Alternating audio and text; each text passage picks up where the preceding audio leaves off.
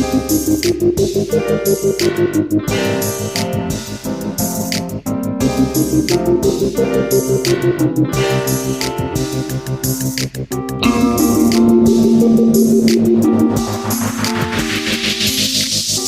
to the Mukilteo Football Show. My name is Miles. To quote Sean Hockley, everybody shut up.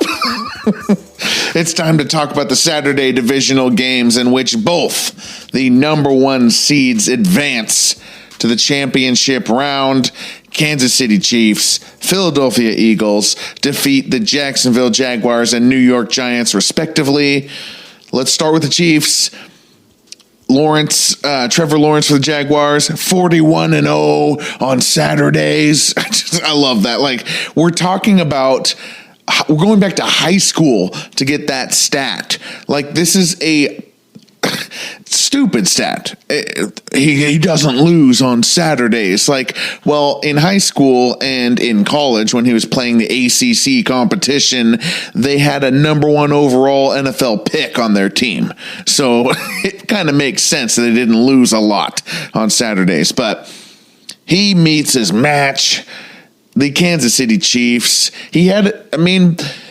There was a chance, there was a dim hope that maybe Trevor Lawrence would truly ascend into superstardom today. But ultimately that did not happen. 217 yards, 1 touchdown, 1 interception. But, hey, this is all gravy for the Jaguars anyway, right? I mean, happy to be here. Got to be still feeling good, after these playoffs, even after being eliminated, and they will definitely be back for the 2020s. The big story for the Chiefs is you win, but at what cost? Because Pat Mahomes' ankle is hurt. An ankle sprain, a weird ankle sprain where it's not really the normal turn of an ankle we see. It's kind of the opposite. Really worried about his mobility going forward. Because the first Pat Mahomes drive prior to the ankle injury was one of the most amazing things I've ever seen. It's just, you sit down for playoff football. It's your 5th season watching Mahomes, and it's not Superman highlights every time, but just every little play, these little routine off-balance creations, sidearm stuff that he does and driving them down for that opening touchdown to Kelsey. It's amazing. I mean, I wrote in Twitter right there, just appreciate this time with Mahomes in his prime, because one day you'll look back on it and long for it, or just be nostalgic about it. It's just appreciate it in the moment. The best example I can give for what I'm talking about creation is more like NBA. Like he's a young Kobe Bryant or Allen Iverson, who just creates his own offense. And a lot of it is scrambles. A lot of it is off balance. A lot of it is improvisation. And then one of those scrambles, he got his ankle severely bent back. He's a different player the rest of the game, hobbled visibly, even with the adrenaline and the tape and stuff like that. Doesn't bode well going forward. Credit to Andy Reid for sending him back to the locker room when Mahomes was saying, I'm not going to do it. I'm not going to go back to the locker room. We'll evaluate at halftime, blah, blah, blah. He's a $250 million man, $250 million contract. Mahomes has got some clout. But Andy Reid says, shut up, go get an x-ray. And he trusted Chad Henne to close out the second half, in which Chad Henne drove the Chiefs 98 yards against the Jaguars. Jaguars, you're looking for a reason you lost today? It might be this. It might be this Chad Henne 98-yard drive. And yes, a lot of it was Isaiah Pacheco and his big run in the middle there. And eventually the touchdown went to Kelsey. But that drive was kind of the difference in the game. And what I loved about it, Andy Reid, just moments after, sending Mahomes down to the locker room to be x-rayed, trusted Chad Henne. The broadcast talked about it a lot.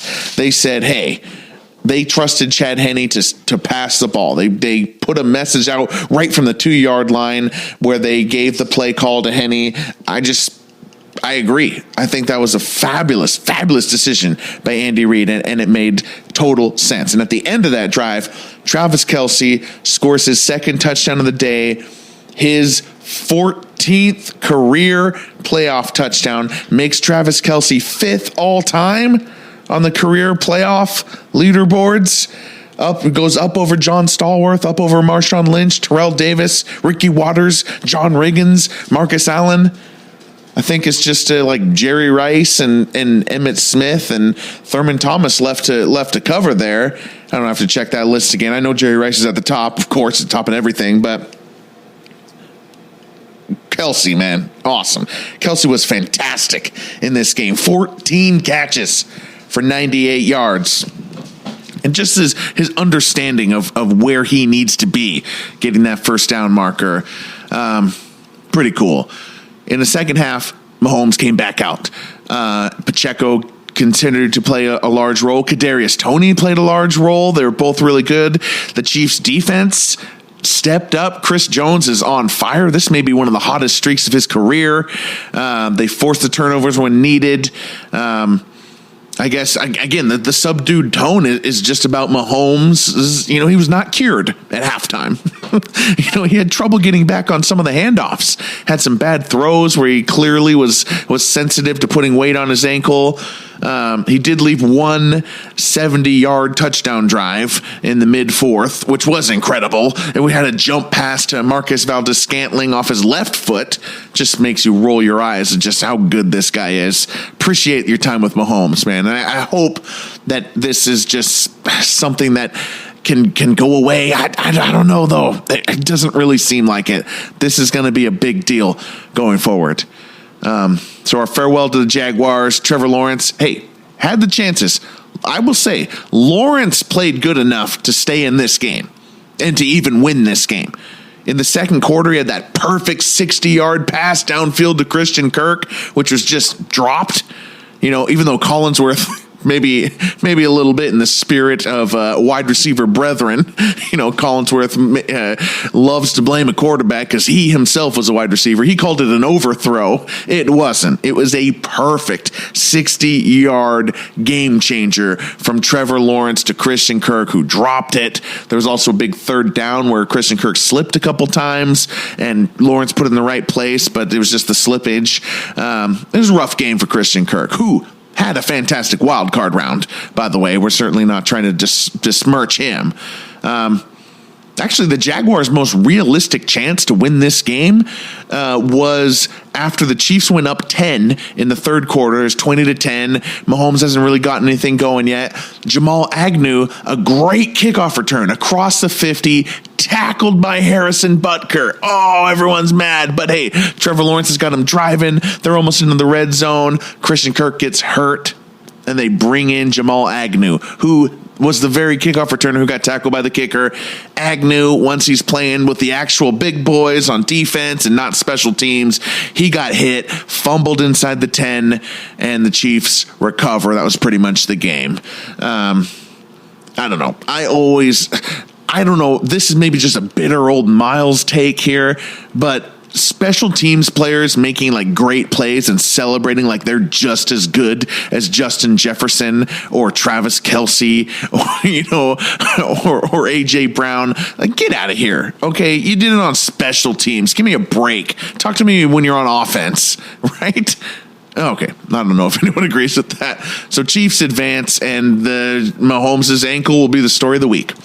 The other game, Philadelphia versus New York, was a blowout. We're thinking Jalen Hurts is hurt. We're thinking Giants are reincarnated. The 2007 team seemed like the media, the internet, they were starting to move towards the Giants, especially Saturday morning. You just kind of get bored talking about the Eagles. We hadn't seen the Eagles dominate anybody for 6-7 weeks, but now it's last time since last demolition can be reset to 0 days. that sign because the Eagles won 38-7. Memories of their demolition of the Vikings in 2017 playoffs, 38-7. But yeah, Giants had no chance. Daniel Jones, hey, great game last week, but today he was the Daniel Jones that we know once he's not facing, the worst, Indianapolis Colts or second worst Minnesota Vikings pass defense in the league. Then, he's not really able to pocket pass. This was a defensive performance by the Eagles today.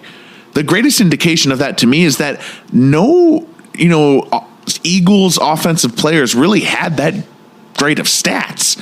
I mean, Hurts, Sanders, Devonta Smith, they all look good. They were efficient. But prior to the Kenneth Gainwell pure garbage time rushing touchdown, which is like under 10 minutes, under 2 minutes, I'm sorry, the stats were pretty pedestrian. Hurts had 154 yards, 2 touchdowns.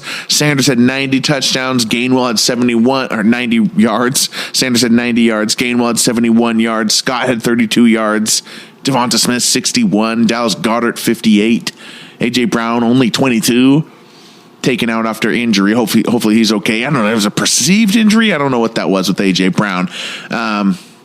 So yeah, not a ton of offense. I mean, you're going to get the 6.1 yards per carry definitely blown out there at you as people try to explain how Philadelphia dominated the Giants today.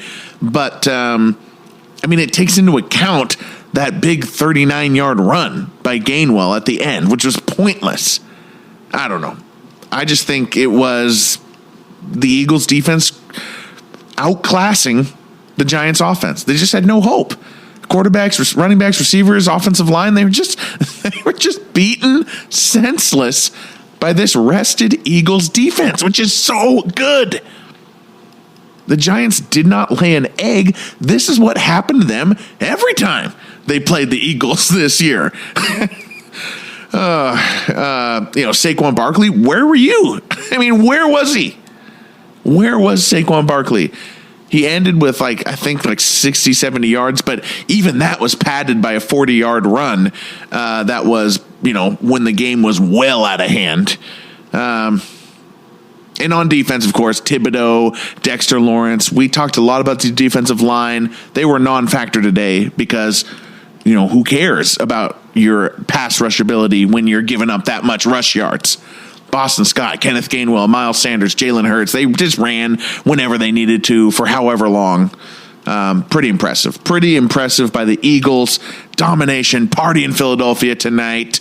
But, credit to the Giants. Just like the Jaguars and the Giants, I feel like there's 4 fairly happy fan bases tonight. Chiefs, Jaguars, Eagles, Giants. The Chiefs, Jaguars, Eagles, Giants. Sure. You never want to lose in the playoffs because you never know when you're going to get back. But the Jaguars with Trevor Lawrence, the Giants with Brian Daboll, they can't be that upset. I think it's okay. Brian Daboll, there's roster stuff that was going wrong. He was very aggressive all year. He showed he understands modern football. Though there was like a weird 4th and 5 down 21 points where Brian Daboll punted it, Tony Dungy probably thrilled. Nothing better than a punt, according to Tony Dungy. You might as well punt on first down, according to Tony Dungy. But 4th and 5, down 21, and he punted. And that's so different for Brian Daboll because he went for 2 in week 1, right, to win the game. And last week against the Vikings, he's doing all this crazy stuff, aggressive stuff. But I think it was more an acknowledgement that they can't get 5 yards. I think Brian Daboll's saying, hey, if my quarterback is Jalen Hurts, we're going for this. But since it's Daniel Jones, we're not because we can't get 5 yards at all. And this game may end up being good for the Giants in the long run. Before this, it's the New York media market, of course, so you just have to take it all with a grain of salt. But the amount of people who said the Giants found their guy with Daniel Jones was too high. Where did that even come from? It came from like the game against the Colts, basically, and that's it. Like one game against the Vikings, one game against the Colts, and another game against the Vikings. And suddenly Daniel Jones erases 4 years of mediocrity. We watched it. He's mediocre. He will always be mediocre. Not bad, mediocre. Yeah, I'm happy. I'm happy both 1 seeds won. I'm that guy. I didn't want the Eagles to go the way of the 2021 Packers last year, or the 2016 Cowboys, or the 2011 Packers, or the 2010 Falcons. I don't like when the 1 seed loses. I don't know. So Giants, good job. Jaguars, good job. Eagles, good job. Chiefs, good job. So both the 1 seeds take care of business. Unlike the Titans and Packers last year, Eagles and Chiefs are moving on. We'll be back tomorrow to talk Chiefs, Bengals, and Cowboys 49ers. What a good playoffs we're having. My name is Miles. A good night.